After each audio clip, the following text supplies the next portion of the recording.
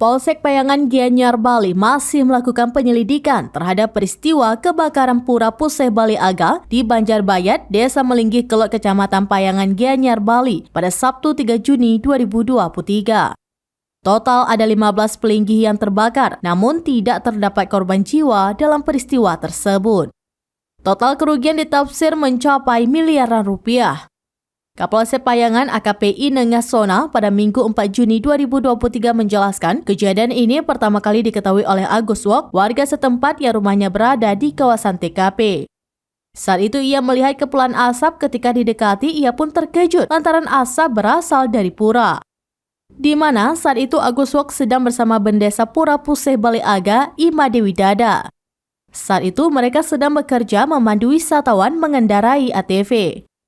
Mereka pun lantas membunyikan kukul bulus tanda adanya peristiwa genting. Terkait penyebab kebakaran, pihaknya saat ini masih melakukan penyelidikan, namun kuat dugaan karena asap dupa.